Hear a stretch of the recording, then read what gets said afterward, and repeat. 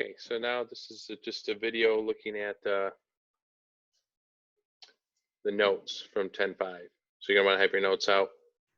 Let's go through those in a moment. All right, so let's take a look at the notes.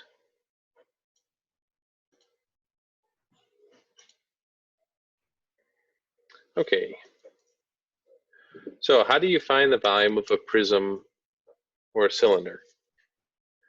So the formula here, the volume is equal to the area of the base times the height. Okay, so capital B, area of base. All right, so in a box, so for a box and a cylinder, this formula will work. But if you think about like, okay, a box, what is the area of the base of a box? It's the length times the width, and then multiply the height.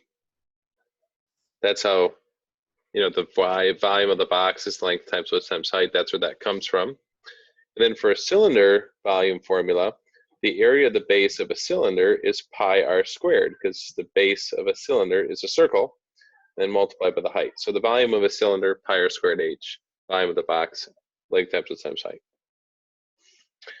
Okay, what is Cavalieri's principle? So I got a couple of pictures here and then some Legos to try to demonstrate. Got more Legos over here, just ignore these. The kids use this. I'm actually on a Lego table that I built for my kids because I don't really have a home office. So you're just gonna have to deal with it. Okay, so Cavalieri's principle says if you have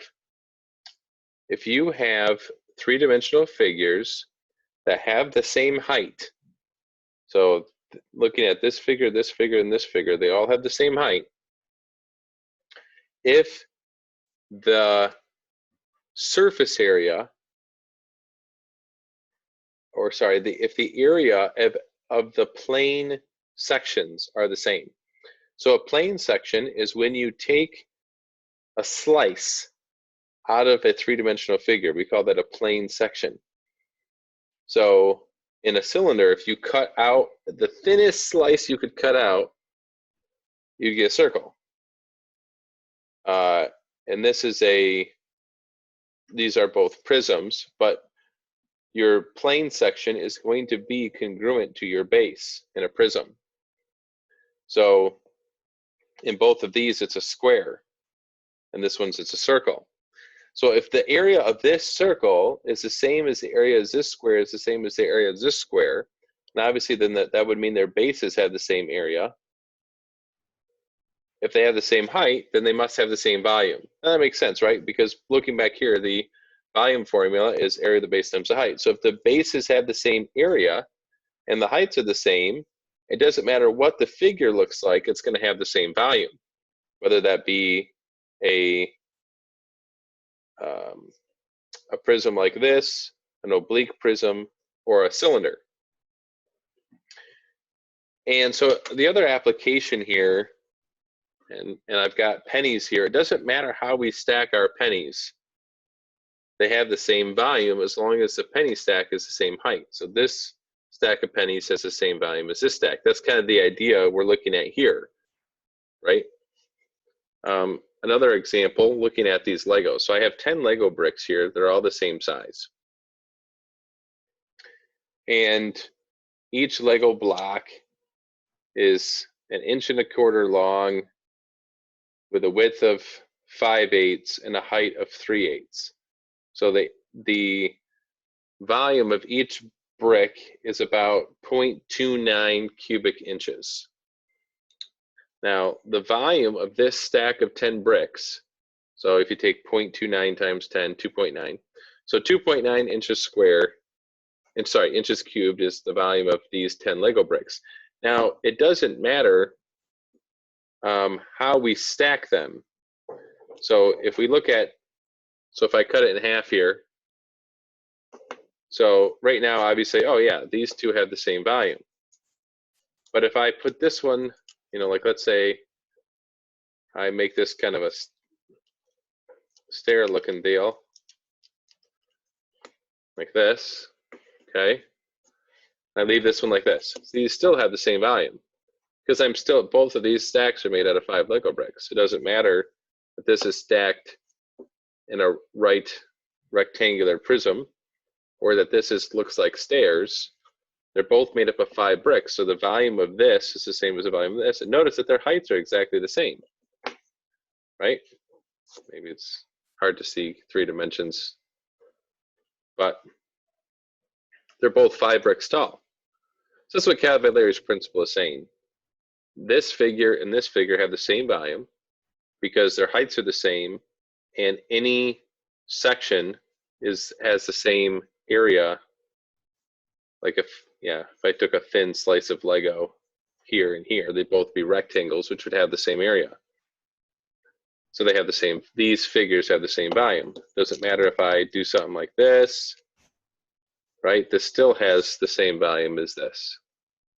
Or if I did this,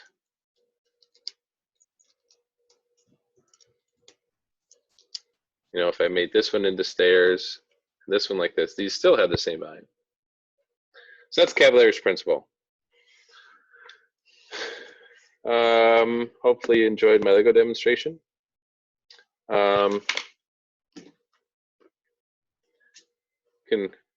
Here's a cylinder Crisco can.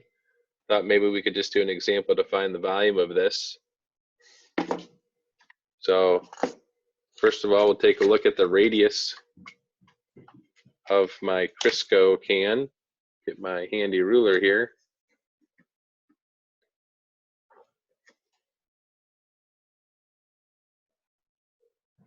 So if you look there, I'm estimating about 2 and, I guess you could say 2.5 really. 2.5 or 2 5/8. Let's just call it 2.5. All right, so 2.5 inches is my radius of my Crisco can. I made 60 molasses cookies. That's 5 dozen this weekend. I was hoping we would have school today, and then I could bring them because I miss you. But we didn't have school today, so I'm sending a bunch to my sister in Chicago because they're her favorite. I gave them some to my sister-in-law because it's her birthday today, and my kids like them. But I would have rather have given them to you people. All right, anyway, so here's my Crisco can. I didn't use Crisco in. Yes, I did. I did use Crisco in my molasses cookies.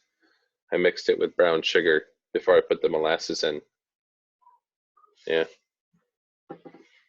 Anyway, so my Crisco can, we said had a radius of 2.5, and then we need the height.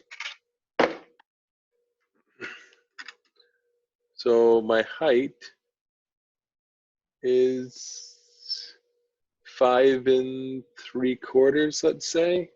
Sorry, there's another thing. This isn't giving you a very good angle. It looks like the front of my ruler is off, but if you're right over top of it, it's actually in the right spot. So 5 3/4 for the height.